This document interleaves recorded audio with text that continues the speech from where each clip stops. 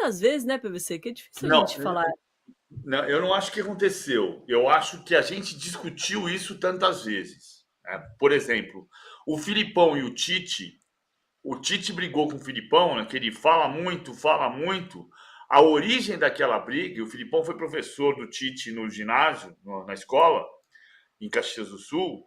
A origem da discussão dos dois foi um jogo do entrega, entre aspas, Palmeiras e Fluminense em 2010, que começa com o Deola fazendo 3 defesas absurdas, aí o Diney acerta um petardo da intermediária e mete no ângulo, vira 1-0 o Palmeiras, o Fluminense vira o jogo, ganha de 4-1 e fica a conversa de que o Palmeiras teria entregado e o Palmeiras não entregou. Não entregou. Acontece, Palmeiras, é a situação do São Paulo de hoje. O Palmeiras era 10º colocado no campeonato, o Fluminense era campeão, da penúltima rodada, quem era favorito? O Fluminense. Eu acho que a situação assim. Uma coisa que é importante dizer: nenhum dirigente e nenhum treinador vai entrar no vestiário e dizer: ó, galera, hoje precisamos perder. Porque se você fizer isso, você nunca mais vai ter moral para entrar no vestiário e dizer: ó, galera, precisamos ganhar. Nunca mais. Nunca mais você vai ter o Mas eu acho que respeito.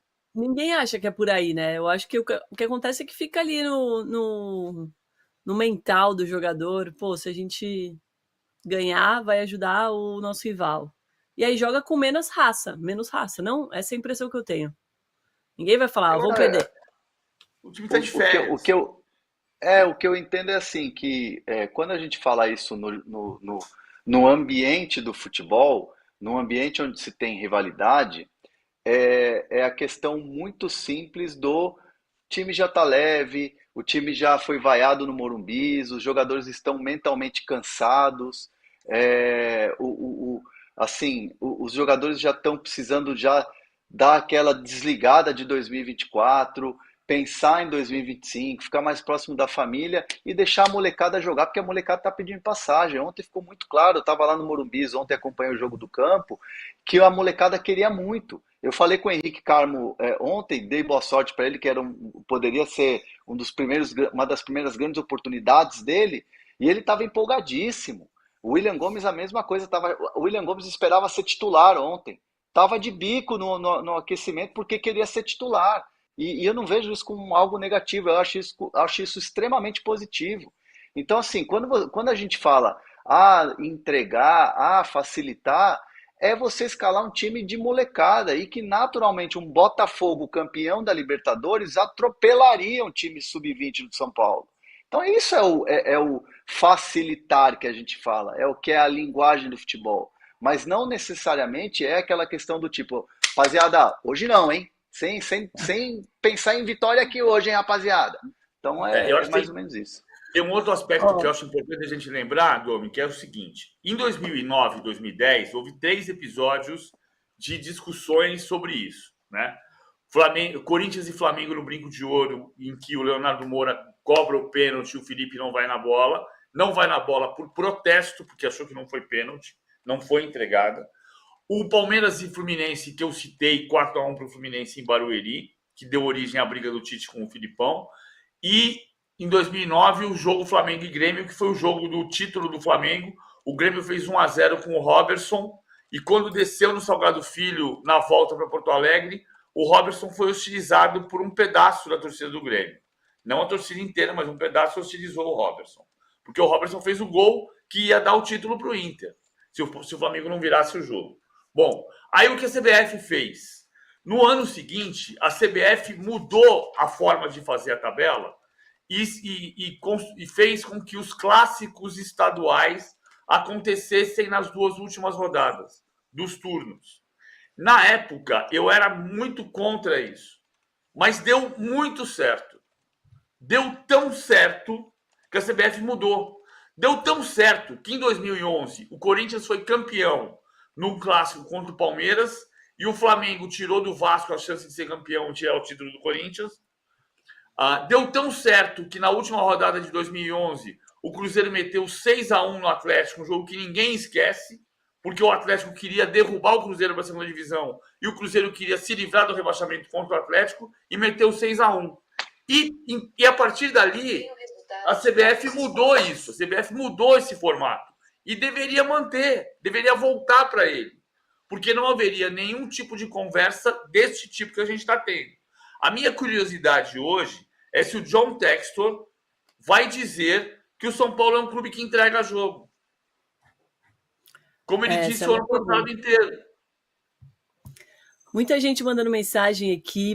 Tem 2 superchats que eu vou ler daqui a um minutinho. Só queria ler aqui, ó, Roberto Marmo falando que o São Paulo vai perder para o Botafogo, porque é horroroso, assim como o Luiz Henrique Novo É, e o Anderson 1910, os 3 nessa linha aí do André Hernan, que não vai conseguir ganhar porque não joga bem. Vai com o time reserva, já está confirmado, né? O Zubeldia disse isso. E ontem ele meio que comprou uma briga, né, André Hernan, nos bastidores. Ele mandou o seguinte, ó lá. Temos sofrido lições nas quais, se estivéssemos em outro momento do ano, se estivéssemos frescos da cabeça para casos importantes e também frescos fisicamente. Ser um pouco mais conservador com os jogadores agora no fim da temporada, senão já começam a próxima temporada mal e aí não sobrará nada. Depois que ele falou isso, e aí o Botafogo não foi campeão, né? Quando ele falou isso, né, Hernan, o Botafogo estava sendo campeão. Então é bom a gente dar esse contexto. E aí, nesse o jogo estava sentido, no meio. mas estava sendo campeão, né? Depois que o Palmeiras fez o gol, venceu e aí passou para domingo. Pegou mal na direção do São Paulo? Essa questão de jogar com time jogar com time alternativo, você diz, Domi? É, Não, assim, na verdade, o que tem ligado o alerta no Morumbis, isso, sem dúvida nenhuma, os resultados ruins, ontem todo mundo esperava. Aliás, ontem era um Morumbi vazio, né? Foi muito diferente do Foi, Morumbis que a gente viu. foi o segundo pior público. O segundo pior público. Segundo pior, Deu 31 mil pessoas, mas foi o segundo pior público do São Paulo no campeonato. que você vai pensar, não é um público pequeno, 31 mil, mas a capacidade que o Morumbi tem a quantidade e a média de público de São Paulo era de 50 mil. Então, assim, é quase a metade, é um pouquinho mais da metade. E não era um Morumbi vibrante, não era um time que estava ali esperando uma grande apresentação. A sensação que eu tive é que o torcedor foi lá para vaiar. Tipo, já esperava que o time não ia jogar nada e tô lá para vaiar. Quando anuncia a escalação, os caras vaiaram alguns jogadores, né? Eram as peças de sempre que eles aplaudiam, tipo, Lucas Moura apareceu no telão, aplauso. O Alisson aparece no telão, aplauso. Outros jogadores desconfiança, sabe? Então, assim, o São Paulo foi vaiado no intervalo, o São Paulo foi vaiado quando tomou o segundo gol, foi vaiado no final. Então, o torcedor foi lá preparado para sangue, sabe? Então, assim, isso a direção já vinha com uma preocupação na questão do desempenho. Só que, assim, o São Paulo é refém do próprio discurso. O Casares lá atrás, lá em Cotia, quando apresentou lá o CT, as modernidades do CT, eu e o Éder Traschini aqui do UOL, a gente estava lá, o Casares falava, não, o trabalho está sendo muito bem desenvolvido, o Zubeldia é o nosso treinador, e eu e o PVC tomamos porrada aqui pra caramba, quando a gente falou que ia ter uma análise em cima do trabalho do Zubeldia, porque tinha pontos que ainda iam ser analisados, aí criou-se a história da fritura. Só que o São Paulo hoje é refém daquilo que os dirigentes falaram. No CNN Sports na semana passada, o Belmonte cravou. O trabalho é muito bem avaliado e o trabalho segue com o Zubeldia em 2025. Só que ontem o torcedor saiu na bronca com o Zubeldia, né? Com as escolhas do Zubeldia. O São Paulo vai com o Zubeldia para 2025. Só que, de repente, o Zubeldia vai na coletiva e fala, preciso de 5 reforços e o time não tem dinheiro. E rivais têm muito mais possibilidade financeira do que o São Paulo. Então, o São Paulo já anuncia que vai apertar o cinto e vai fazer contratações pontuais. Então, assim, é uma situação que coloca uma saia justa na diretoria, a diretoria ouve aquilo, mas ao mesmo tempo é refém daquilo que falou antes, de bancar o treinador, de falar que o trabalho é bom e que vai fazer contratações pontuais. Então, não há uma harmonia entre o discurso da comissão técnica e o discurso da diretoria. E isso é perigoso num final de temporada. Porque como é que diretoria, pensamentos de diretoria e pensamento de comissão técnica, como é que esses discursos vão entrar alinhados em 2025? Tem ruído aí no meio, sim. Tem um outro E tem um problema. superchat, rapidinho, PVC, um superchat falando exatamente isso, ó, do